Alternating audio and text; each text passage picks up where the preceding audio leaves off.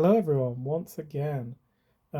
Welcome to the second part of my last video where we are looking at a couple of RPG supplement books. Last time we looked at Into the Weird and Wild, which focuses on the dark, magical wilderness. And this time we're going to take a look at the newer one, Into the Cess and Citadel, which focuses more on city-based campaigns. So once again, lovely constructed book. 2 ribbon bookmarks. These were stretch goals in the campaign, and I believe we actually didn't reach the stretch goal for the second one, but they added it anyway, which is very nice. Yeah, stitch bound like the last one, very firm, hefty. Yeah, and a lovely pink color this one. So this is the brighter of the 2 books. So the premise of this book is very similar to the last one, but instead of gamifying your wilderness, this time we are gamifying the city. So using this book, you can generate a kind of almost endless city that stretches on from ever and ever and ever.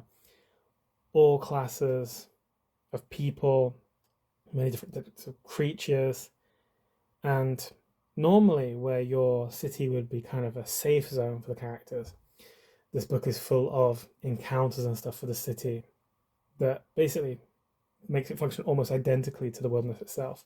So you can have safe zones, dangerous zones, all that stuff. What is it on the back? It says, "This city eats people. Never forget that."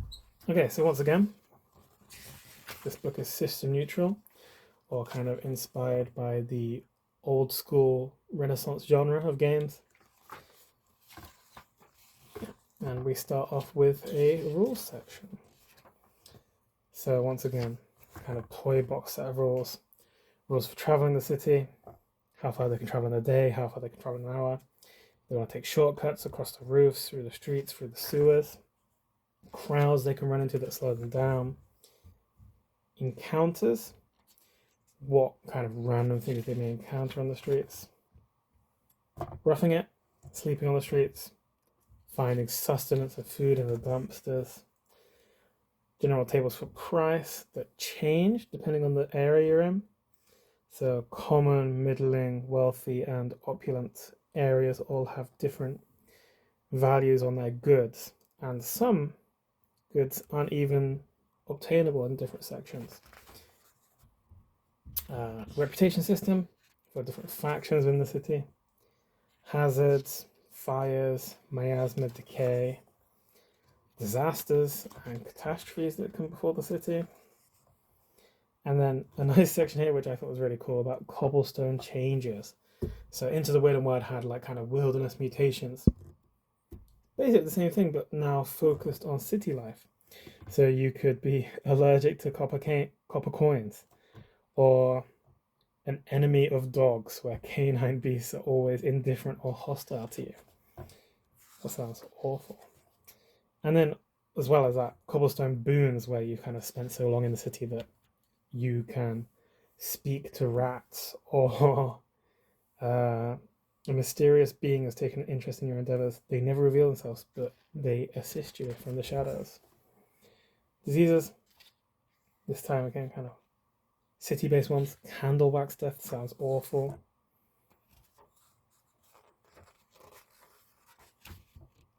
Yeah.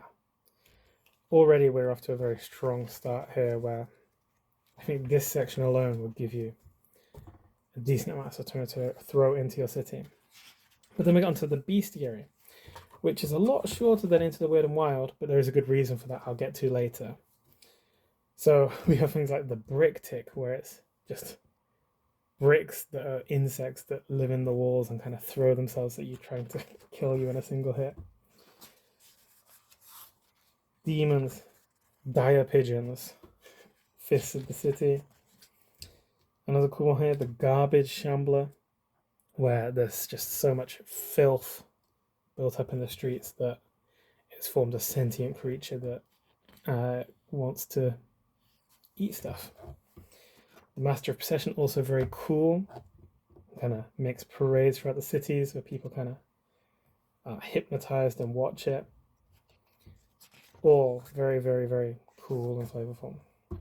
Okay, and then we get on to how to run a city adventure and how to generate a city. So it's got a kind of dice drop system to generate factions and their relationships to each other. Got the inner circle, the outer circle, you draw lines between them. Those who follow and those who rule. So you can kind of a class system for your city. Various factions you can assign to the dice. Colleges, criminal gangs, crime syndicates, guilds, high guilds, lesser guilds, businesses, occult circles, political parties, all that stuff. You can generate that by dice drop, and you can generate the city itself by dice drop as well, much the same as the Wyrd and Wild generated wilderness. You generate your city that can go on forever through the 6 mile hex map.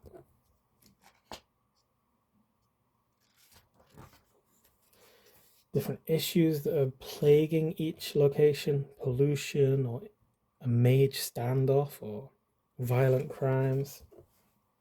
Features, general places you can put in, and even an area for generating buildings.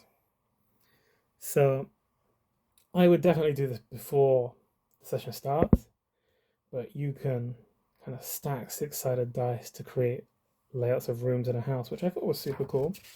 It shows you where all the windows and stuff go. Different atmospheres for them. All sorts, all sorts. And we have some random tables, NPC generators, shop generators, searching bodies, cobblestone treasures. A really meaty section there to kind of set up your campaign. And then we arrive to a really interesting section of the book where it's divided into different, almost districts of the city. So first off, we have the Undercity, which is set up as almost a kind of point crawl or a dungeon underneath the city. Yeah, where a faction in it, rules for exploring it, ways you can generate it. Yeah, the point crawl system. Landmarks you can find in that.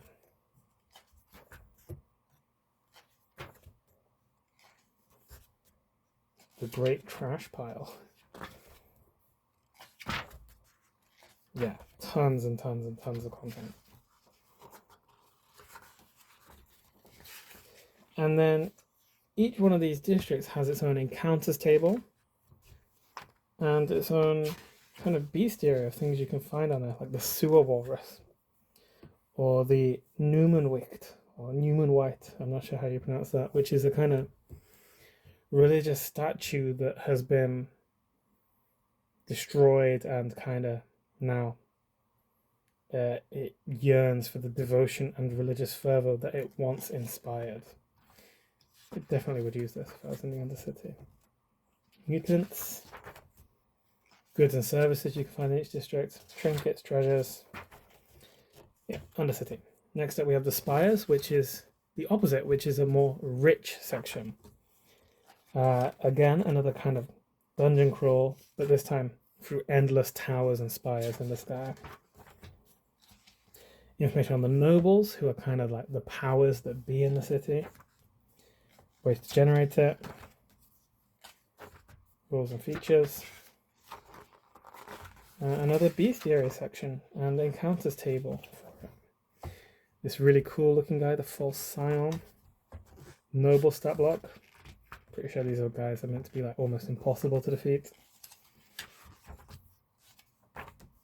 Next up we have the Cultivist district. So those first two are kind of ways to generate dungeons and point crawls. The next 2 or 3, these are more flavors that you can put on top of them. So you could maybe have a Cultivist Spire or even a Cultivist Undercity. And what the Cultivist section is basically insect and like plant men, kind of Lovecraftian disease taking over the city. Their own goods and service table, their own artifacts.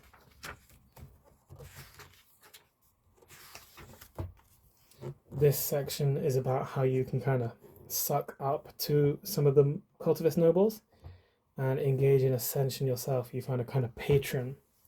You go through these steps, and eventually you shed the last of your humanity. Your ascension is complete, gain a noble power. However, it requires a decadent ritualistic festival culminating with your swearing loyalty to your patron for all eternity. Another bestiary, encounters. Next up we have the Foundry District, which is another kind of flavour you could put on. This is the kind of workers district, or the factory and industry section.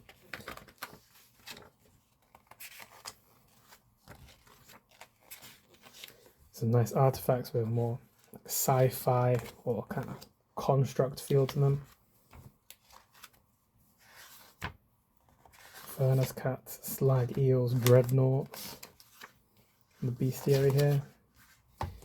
And then I think this is the final one, but the Archivist District, which is kind of a knowledge or university or scholars district. And I kind of hate these because they're themed after this golden centipede, which I hate in real life. Yeah, I believe this area actually has 3 different factions built into it that you can team up with. Changes and boons, goods and services, artifacts. You can get one of these giant golden centipedes yourself that are bound to you and can like hunt for you and stuff.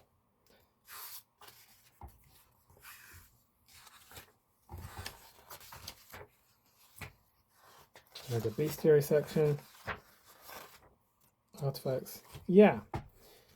These sections are so cool. Just kind of... So if you want to use rules and stuff, you use this first section. Then if you want ideas for your various districts of the city, you go to this section. That generates a large amount of content for you there. And then near the end of the book, we come to another assortment of artifacts, spells, things such as that.